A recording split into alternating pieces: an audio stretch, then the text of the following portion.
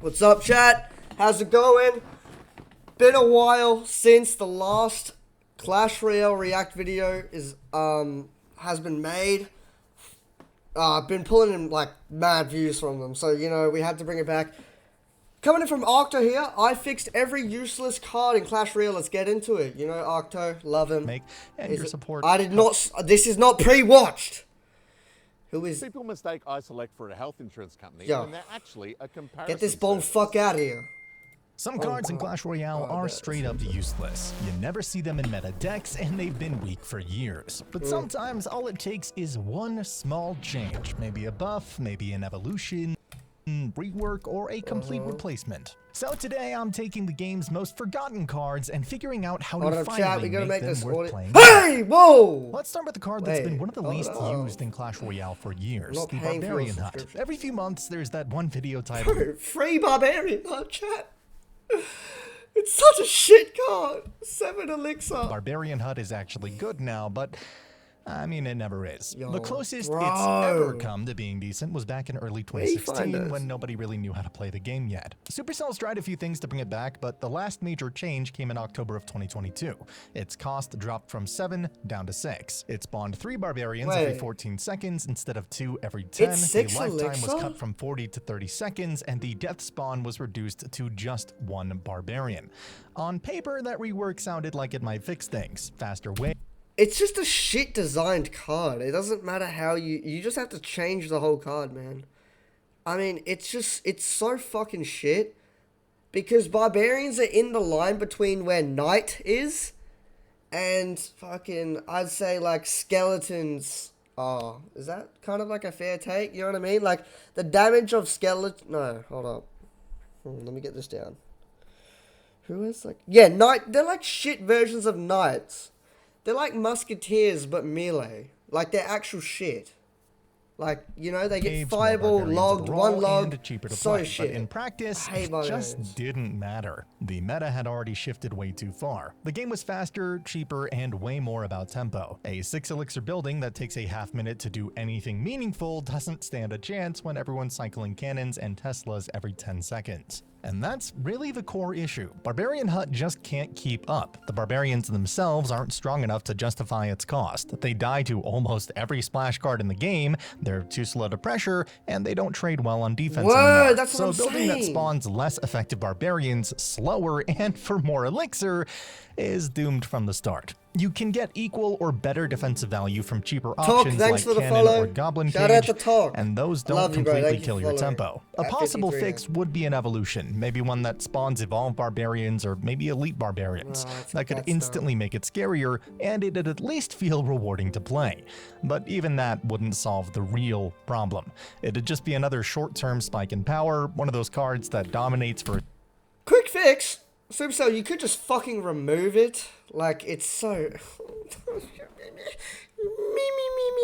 season, gets nerfed, and disappears again. What the Hut actually needs is identity. Something that gives it a clear reason to exist beyond being a slow Barbarian dispenser. One approach could be similar to the Goblin Hut rework, where it only spawns Barbarians when enemies are in range. That would make it an interactive defensive building instead of a passive elixir sink, a card that reacts. But honestly, I'd love to see Supercell go even further with it. I mean, imagine if Barbarian Hut was reimagined completely, turned into a Barbarian King. I always thought that it was a missed opportunity when we got the Golden Knight and not the Barbarian King. And it wouldn't even have to be a champion. It could be a melee troop that spawns so much aura. Barbarians over time, or one that calls them in after he's been out of combat for a few seconds, kind of like the evolved Royal Ghost. And it would make sense because he's also able to spawn Barbarians in Clash of Clans. And yeah, that might sound wild, but it's not totally out of reach. The Furnace literally turned into a troop too, so there's already precedent for buildings transforming. Yeah, but the Furnace was actually an original last card, you know what I mean? I liked what they did with the Furnace, but I kind of don't. The Furnace was in like a shit position, always, ever since like release and shit like that, except for like when they had 3 or Spawn 2. But like the change, yes, it was good. It just changed it into a better card, but like Furnace was an original card, and it didn't have a problem with identity. He's talking about identity here, chat. into units. The only tricky part Maria is James, naming. what's up? Barbarian Can we King chat? doesn't exactly sound like a hut, so maybe they'll do what yeah, they did with the maybe heal if spell I and might play change the name. with fans It soon. would give I the might do a barbarian stream. archetype an identity again, aggressive, brawling, chaotic, and finally make the hut feel like a card worth playing, not just a leftover from 2016. Next up is one of Clash Royale's most confusing designs in recent memory, the Rune Giant. She's a total. Added on January 6th, Shout out to 2025, she Rory, was bro. supposed to be a fresh take on the Giant archetype, introducing the new enchantment mechanic. In theory, it sounded awesome, a tank that empowered your troops as she marched forward. In practice, though, the launch was messy. She was so weak on release that she got an emergency buff just a few weeks later, turning her into what was basically a spell disguised as a troop. Instead of being the main threat, players started using her purely for her enhancement effect, dropping her just to buff troops behind her. Cards like Hunter, Firecracker, Dragon. and especially Ramrider Inferno could Dragon. suddenly melt towers while Inferno enchanted. Dragon. It was genuinely wild for a bit. Rune Giant pushes could delete your whole defense Hunter if was you weren't good. careful. And if you Firecracker aren't was careful, you okay. might forget to hit that subscribe button while you're watching the video. I know, bit corny, but seriously, these Bro, videos no, take we a not lot of effort gooning to to make, that, gang. and your support helps Get out outta way more than here you with think it that does. shit. So, thank you. Where was I? All right. Oh, right. Oh, The Rune wait, Giant hold up. Hear me out, chat. No, I'm being kidding. I'm not a incredibly quarter overpowered. pounder. So yeah, Rune Giant could absolutely obliterate towers, and to combat this, Supercell Yeah, had Dark quickly toned Goggins it was so down with good a back in couple the of day with maintenance that. updates later that month. They made it so that the damage boost was split between projectiles instead of applying to every one, and prevented attached troops from passing on the enchantment to others. Then in March of 2025, they hit her with a big nerf, an 11% HP reduction, and a limit that removed her enchantment 5 seconds after she was defeated. That completely flipped her identity. What was once a flashy, overpowered concept suddenly became a weak support tank that doesn't really do anything well. Since then, she's only received one small buff, a 6% HP increase, but even that didn't matter. The Berserker has become one of the most dominant cards in the game, and on paper, It's so Rune good, Giant but it should have been recently the got perfect nerfed. partner for her, but despite that synergy, she's barely seen anywhere. The biggest problem with the Rune Giant is how dependent she is on other troops. You have to commit a ton of elixir shit, to get it's a any support value from card. her, and even then, It's you're like gambling on Snow her Golem. surviving long enough for the enchantment to even matter. On her own, she's just a mediocre tank that hits soft, moves awkwardly, and dies too fast. There's no real reason to pick her over Giant, Electro Giant, or even Monk if you're looking for that frontline role. A simple change that could genuinely help her is slowing down her movement speed. Right now, she moves at a medium pace, which makes it really hard to build a proper push. If she moved slower, she'd naturally survive longer, allowing your enchanted troops to actually get value instead of I don't agree with that because like she's got way too many hit points, bro. If you made her fast, it'd be like a Goblin Giant situation. You just put her on bridge with like something. Literally just bridge spam. Like she already like sometimes Loki sneaks to my tower and deals damage even when I'm defending it because she has that much health. losing the buff halfway across the bridge. It'd make her feel more strategic, like a real enabler, not just an expensive gimmick. Or maybe, just maybe, she deserves an evolution, something that doubles down on her support identity. Maybe an evolved version that grants bonus HP to nearby troops or extends the enchantment duration when she's destroyed. You're getting Anything fatter. that gives her a defined role again, because right now she's caught in this weird spot between a tank and a support. And in Clash Royale, being almost two things Yeah, 'cause she's usually fat, I get means it, you I are get it. nothing at all. Man, this one is just sad. Because like most forgotten cards, the Evolved Goblin Drill actually started out as one of the strongest evolutions in the game. When it released, it was nuts. Every time it resurfaced, it dealt spawn damage, knocked troops back, and repositioned itself. It made defending against it an absolute nightmare, since you couldn't just drop a Valkyrie or Bowler and forget about it. It would deal guaranteed spawn damage 3 times. But then Supercell removed that spawn damage and knockback, and with that, basically removed the evolution's identity. Now the resurface mechanic does nothing. A Bowler still counters it, a Valkyrie still hard shuts it down, and the Goblin Drill itself just feels way better since you'd rather save your evolution slot for something more impactful. It's not that Goblin Drill is bad, it's just that the regular one's in a really good spot, but the Evolved version, it doesn't really justify the slot. It's one of those evolutions that feels cool but has zero reason to actually exist. If Supercell wanted to bring it back, I'd love to see it made faster. Maybe it burrows as quickly as the miner, making it harder to react to. Or maybe it could become evolved with only 1 cycle instead of the current 2. Both would make it feel viable again, just without reverting into the broken spawn damage era. I feel like the Evo drill kind of like fucks up the drill attack, if I'm not wrong. Kinda. I don't know. Paired with Snowball, it'd still be good, but one cycle, it is a 4 elixir card. Yeah, I see that. Because right now, Evolved Drill is less of an evolution and more of a downgrade in most situations. The Void. Released in May of 2024, and oh boy, was it broken. On release, this card was everywhere. For 3 elixir, it could completely shut down support troops, sometimes trading positively against 6 elixir cards like Sparky. What? The single target damage was just absurd, and it hit so quickly that trying to block it with another unit was nearly impossible. Sure, it struggled against swarms like skeletons or minions, but the sheer value you could get from using it on key support troops made it almost mandatory in decks. Fun fact, the Evolved Wizard, Ice Wizard, and Electro Wizard was all foreign from them using powers or some bullshit. The foundation for the Void. You can even see this in the official class reaction time from a half-second window up to 1 second, 5+, and eventually defining doesn't excel defense. It can't in this limbo where it's making that reduced into the Void, leaving them weaker for a few seconds, restricted to an evolution, weakening hard without a reason, and sad quite fit everywhere. The Death Explosion, the Rebirth mechanic, the insane DPS for just 4 elixir was one of those cards that immediately warped the meta. You'd see it in Monk decks, Miner decks, Golem decks, even Expo decks at one point. The reason was simple. It could do everything. It defended, it counterpushed, supported tanks, and somehow still provided value even when it died. It's in the same spot that Mega Minion tried to balance it a few times to reduce its damage, reduced the egg's health, and even made it so that the egg could be destroyed by small spells like Log or Zap. And to be fair, that did tone it down. For a while, but Phoenix has always had this identity crisis. It's not bad, it's not good, it just exists. Some metas, it's fine, others, it completely disappears. The problem with Phoenix today is that it doesn't really fit anywhere. It's too fragile for air control, too unreliable for defense, and too expensive to just Such a cool cycle. looking card. Its rebirth mechanic, which used to be its entire identity, is barely relevant now because the egg almost never survives. There's no reason to pick it up over something like Mega Minion or even Baby Dragon, I'm saying. Both of which are more consistent. What makes it even worse is how unexciting it feels. When the Phoenix revives now, it's more like, oh, cool, it survived, instead of, holy shit, it's back.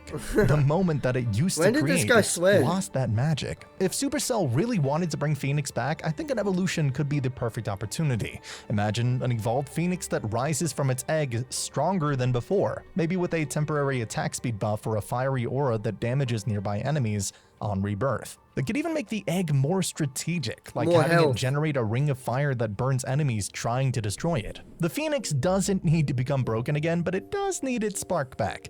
Right now, it's just another 4 elixir flying troop that used to be great, and that is sad, because this card has one of the coolest concepts in the entire game. It just deserves to feel powerful again. 3 Musketeers used to be the definition of risk and reward. Faster cycle, get away a few times, your stat and that is total synergy. Nowadays, you bear on the cool evolution boost or reunit decks, and that is sad energy. Nowadays, you bear one on the cool. Think what evolution boost or reload. Something like Spect used to do, and remembered as one of the most creative. On paper, it's brilliant. Instantly play any card again, 1 level higher, just for a bit more elixir. It's unpredictable, it's flashy, and it opens up so many possibilities. What's he gonna do for Mirror, game, man? I don't see what Mirror creatively just doesn't pay off. The biggest problem is that Clash Royale has changed. It's faster, more punishing, and heavily centered around tempo. Every card needs to do something immediately, and Mirror just doesn't. Playing it means spending extra elixir to do something you already did, often slower and with no added utility. You lose tempo, you lose the Goblin Barrel, Mirror, Log Mirror. Not bad. I don't really see another purpose though, to be honest.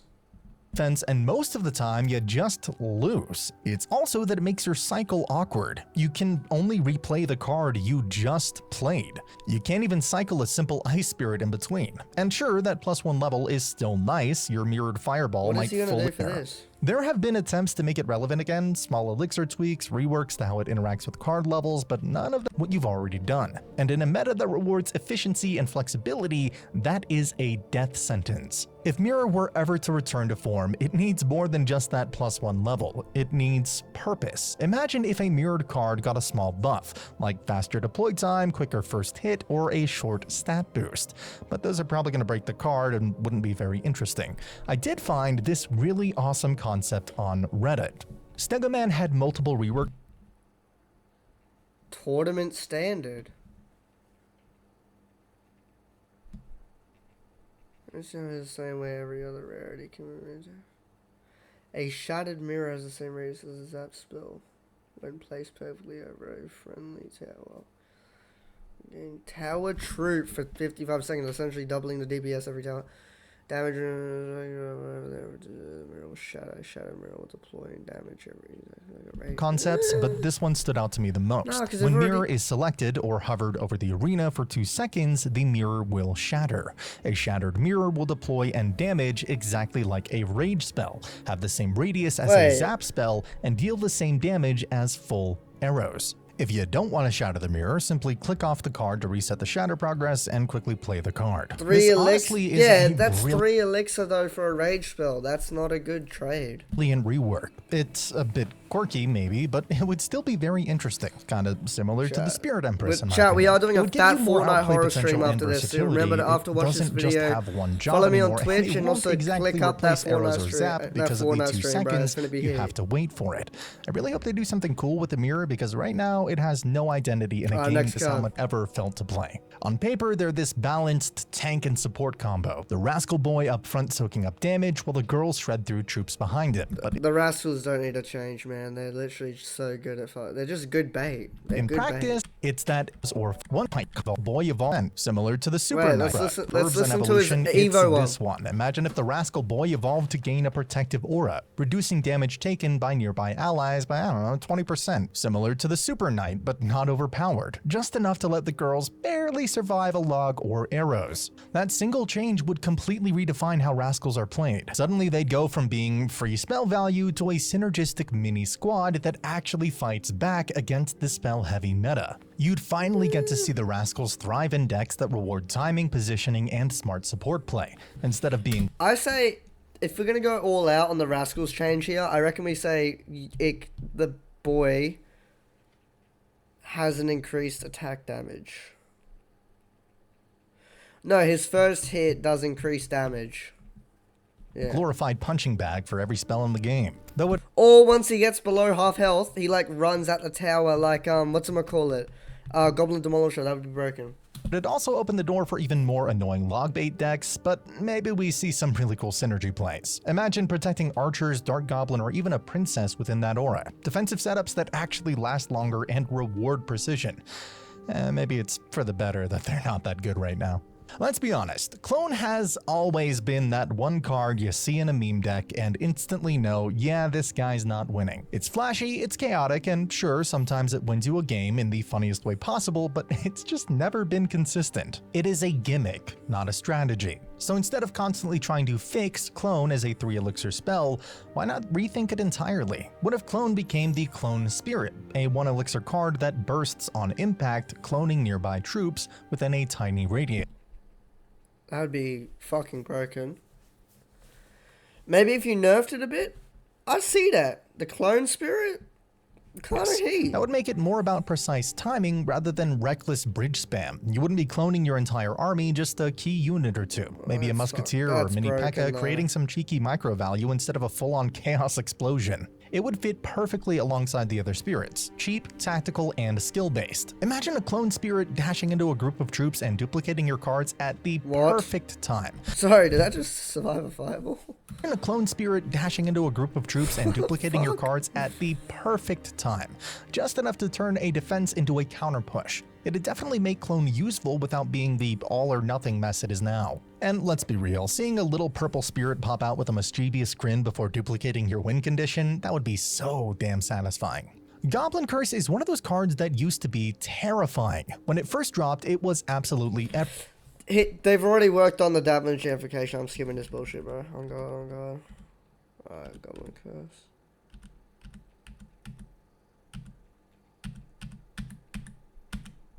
home in one Battle Healer? Battle Healer's fine. type of deck. You already know which one I'm talking about, Elixir Golem. That absolute menace of a combo that drains your sanity faster than it drains your tower. Outside of that though, she's basically gone. You might occasionally see her in a Golem deck, but in Albion, no matter where you I'd go, crawl through your a mouth will mile of accompany you on broken your glass journey. to sniff it. Perhaps you'll pick the ox, a merchant's bet. even then, she's inconsistent. Too slow, too expensive, and too tied to What's the bet he's gonna show some crazy art, bro? specific synergy to really fit anywhere else. Which is a shame, because Watch the it. concept Here is it actually comes. really cool. There's She's no one of way. the few cards that directly rewards aggression, constantly healing nearby troops as she attacks, but that same mechanic makes her too dangerous to buff, since in the wrong deck, she becomes unstoppable. Right now her problem isn't that she's weak, it's that she's too binary. She either wins you the game or does absolutely nothing. There is no middle ground. So what if we gave her one? Imagine if the battle healer had an ammo bar, something like the Dagger Duchess, but There's instead one. of damage, it stores healing energy. The bar could charge up when she's out of combat, slowly filling with each second she's not attacking or being attacked. Then once full, she'd have a limited amount of healing charges she could spend while fighting. Then, when that reserve runs out, she'd stop healing completely until she's able to recharge. That one I change don't would mind instantly that. make her more balanced and skillful to use. You'd have to think about when to play her, since dropping her too early could waste her healing reserves, while holding onto her for the right moment could turn a push around. And if she runs dry, she basically becomes a weaker knight. She can run Still me a dry. body, but not the unkillable Okay, nightmare what she is can be that? right now. What It is keeps her that? identity as a healing support, but finally gives her depth. You'd be rewarded for timing and patience instead of blind spam, and that would open the door for her to appear in actual decks again, not just the most toxic one in the game. Alright, Suspicious Bush. It's always been kind of one of those weird niche cards. This Fun doesn't in matter. theory, frustrating in practice. It's a Let's pushes chat. We're just gonna listen to the Evo here. The Suspicious Bush does not need a change. It's perfectly fine. I don't know what he means by that. get that extra hit in for tower damage, and because it's still a troop, it can only be placed on your side of the arena, keeping it balanced. You can't just drop it in the middle of the enemy's lane and instantly nullify their defense. It's a controlled, skill-based way to reward clever play. This evolution could finally give Suspicious Bush a purpose, a way to interact with the game meaningfully while keeping its sneaking, deceptive personality intact. From a joke card to a strategic, timing-based support spell, that is a real comeback. Suspicious Bush may finally be finding its place, but if you want to see a card that made waves from day one, the Dagger Duchess is the one to finding its place. But if you want to see a card that made waves from day one, the